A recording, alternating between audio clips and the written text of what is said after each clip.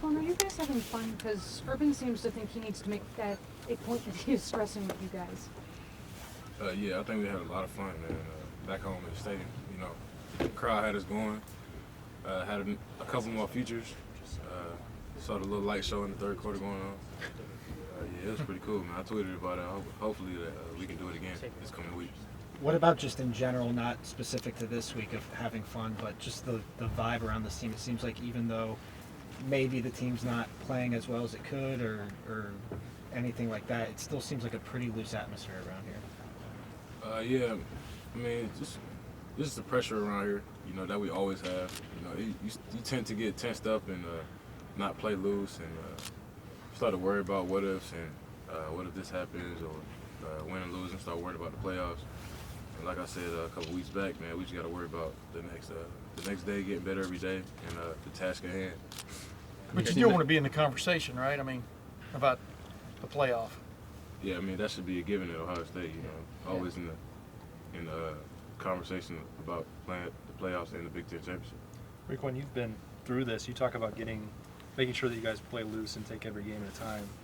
You've been through a season where there might be some lulls and experience some growing pains. What's the key for a young player to get through that on the other side? How do you push through? You got to realize that everybody here at Ohio State, after they get done playing here, is going to have an opportunity to play at the next level. And when everybody's telling you you're all this and all that, you got to remember that while you're here at Ohio State, you got to be here mentally and physically. If you're mentally somewhere else, if you're headed somewhere else, and you're here at Ohio State, you won't be giving your all to this program. And as individuals, we got to come together as a team and really go out there and do our best for Buckeye Nation while we're here because it's not fun. Raekwon, you were announced as a Buckeye semifinalist today, and I know that's probably not something that's super important to you right now, but it's certainly a recognition of how you're playing. I'm just wondering in general how you think this season's gone for you and how you think you're playing. If I ask y'all, man, I'm playing the worst season in the world. But like I said, man, I'm just more happy for Jerome. Jerome was also named on the list. I could really care less whether I was named on the list or not. I'm happy to see my guy Jerome Baker, a semifinalist as well. It just goes to show about how Coach Fix coached us and how this program has done a good job of broadcasting us and giving us opportunity to be great. Yeah, how much has Jerome come along in 7 games? How would you explain it, Raekwon, his progress? Yeah, he's done very well. Some of the communication things I got going on out there, he makes it. Over time, it's become easier. When we first started, it was a work in progress. But as you see in the first game, Joe Berger went out there before him. But it's coming along way better now, and Jerome's getting into the groove, and he's become his own player. Hey, Raekwon, the defense as a whole, do you see it improving over the course of the year? I mean, it's sometimes hard for us to tell just because you're measuring yourself against different opponents. But do you feel like it's been a pretty steady trajectory upward? Yeah, most definitely, man. That's one of our things that we come in every week and do. Strive to be the best we can be each week, and at the end of the season, be playing our best ball. We giving up some things, but that's scheming up against us that we got to just work throughout the game and come out the other end with a W and make stops when we need to in the red zone. You guys had to play night games at Oklahoma and Wisconsin and Penn State. Now you get a home night game, top 10 opponent coming in here. You've been in those before, Raekwon. What's the vibe? What's the atmosphere like? How much do you look forward to being home for one of these ones here this year? Yeah, like you talked about all the road games that we had at night, man. I don't really know any other team in the nation that has done that. For a young team to go out, and do that and be 2-1 in those situations, we'd love to be 3-0. But to come out 2-1 is very impressive for such a young team. Being back in the shoe, like I said, last week was just a little glimpse and taste of it. We came out at 3:30, and our crowd was really amped up and ready to go for the game, and hopefully they can do the same thing for us this week against Nebraska. Urban Meyer says he sees a young team that still has some work to do or some improvement to do, but he likes the way you guys are swinging. Yeah. Like a street fight, he likes that. I mean, do you see that? What do you see from your perspective of this team, especially the defense, Raekwon? Do you see a group that's getting better? Yeah, well, definitely, man. at the beginning of the season, you know, we had a lot of nobody had film on us, and nobody knew what our identity was. But you know, after a while, there's some good offensive-minded coaches out there that can really exploit what you're doing on defense. But you know, like you said, very young, but we worked through all the growing pains. During the season, you know, we're still going to have more, but we got to keep on progressing. You know, Malik Hooker, we all got infatuated with him early in the season because he looked like a center fielder out there just running down passes and things like that. I mean, yet the last several games, y'all brought him up. He's been enforcing on the run a little bit more and stuff. What do you see just from a progression standpoint of Malik Hooker and specifically? You said he comes up on the run a lot more, but he's come up a few times. He's made his presence known. But, yeah, there you go.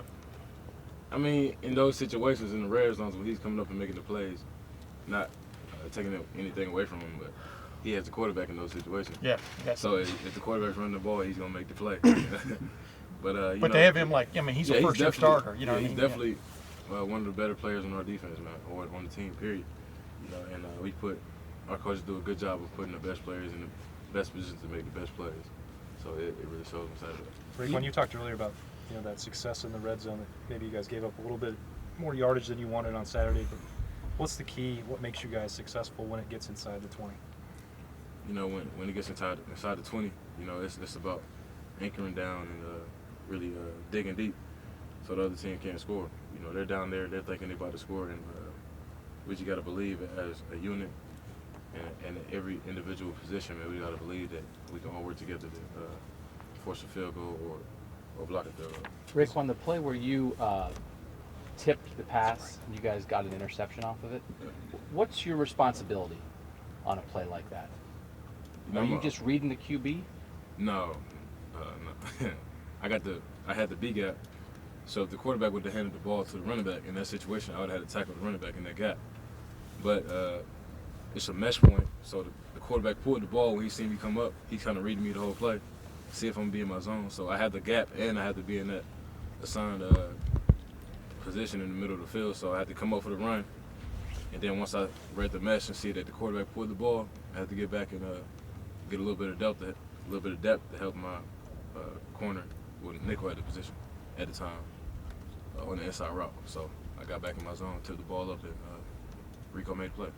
So Malik just has to come up and tackle the quarterback when he runs, and you have to do like 10 things on every play, man. No, everybody has different things going on. I'm just taking you through the process of me on that play.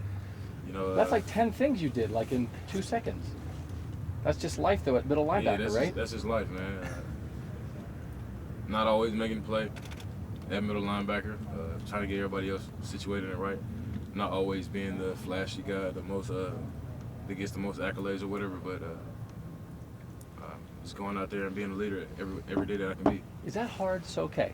Maybe you're not making quite as many tackles as some other guys, or maybe you're not, like you said, being quite as flashy. You've been here for a long time now, right? You know your job. You understand this defense. Is it ever hard to be the guy who is trying to do all these little things and maybe isn't getting to get in there and, get a sack or get a pick or make those flashy plays? I almost had a pick this game. See, okay. almost had one. You know, it's just a game of football, man. You got to find your ins and outs, make your plays when you can make them, and just hustle to the ball, no matter the circumstances, no matter whether he's 40 yards down the field or you're about to make a TFL in the backfield. Just a consistent hustle and 4 to 6 A to B attitude, like you said, and just a mindset that, whatever happens, man, we just got to persevere and keep pushing, because it's not the last. Hopefully, it's not the last down that you'll play, and the most important play is next play. Speaking of that, the way you chased Saquon Barkley to the corner on that ran a little wheel over him out of the backfield. I know you remember this play. I mean, what do you remember? Is that one of your favorite plays of the year? And just was that an example of what you bring to the total picture? Remember when you chased Barkley to the corner? Yeah, I remember little that. fade route.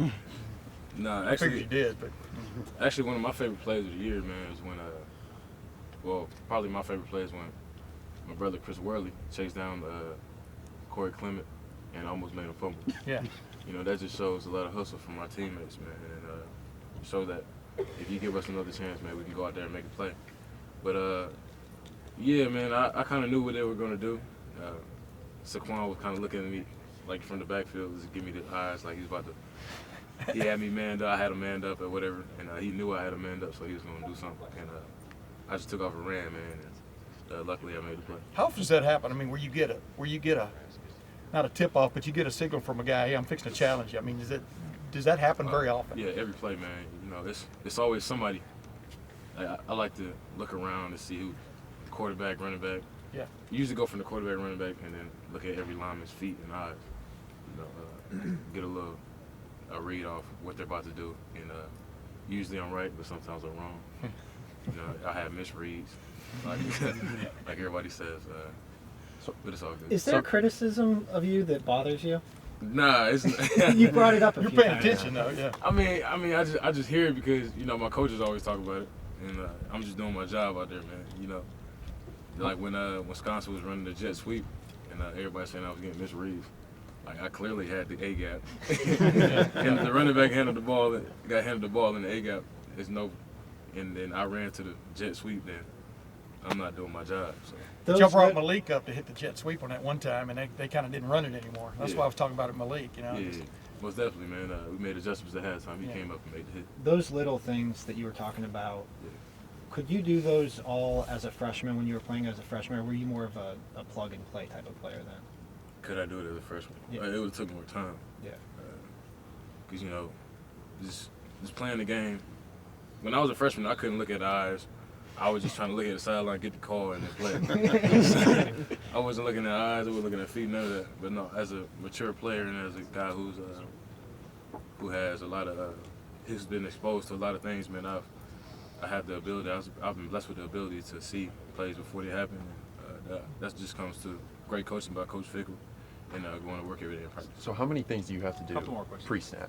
Like if you had to put a number on that you can do now versus what you could do as a freshman? I would take the pre-snap. All right, so you know we get the crowd hype. So I look to the sideline, get the call from Coach Fick, and then I relay the message to guys in front of me and guys behind me. And based on their formation, you know, I had to align my D linemen and make sure they're set up right for the run game. And I had to communicate with the back end. Usually I'm dealing with the Sam linebacker and the backside safety, Damon Webb, on the coverage that we're running. And once I communicated to them, then that's when I go through the eyes, feet, and body formation. And not body formation, but body position where they line. And see if I can get some keys on the play that they're about to run. And now once I get that, then I'm in a different mode. It's trying to lock in, trying to go make the play. So that's like 10 things, and you got like what, 5 seconds to do it? Yeah. You brought up the crowd hype Last thing. question. This is going to be a stupid question, so I'm sorry. It's going to be the last one. Do you remember the first time you tried to do that, like thinking like, okay, I'm going to try this. Like, let's see if this works. Yeah, most definitely, man. Nobody knew me freshman year. I mean, they knew me as a recruit, but nobody knew me. That's not true. So I was on the field. Everybody knew me as a freshman. Clarify that one. So I tried to do it as a freshman. I remember in the crowd, it really didn't respond.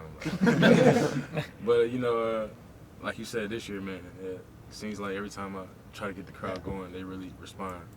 And I really want to say thank you to Buckeye Nation and all the supporters. You know, through the ups and downs, like I tweeted the other day, man. Through the ups and downs, through the hard times, even though y'all expect us to be 60-0 over the last 4 years. And winning 60-0 every time. And then when we do take a L, man, we're sorry. And we just want to come back and go to work for you guys because you're the reason we go out there and do what we do. What is it like, though, to ask for crowd noise and it come?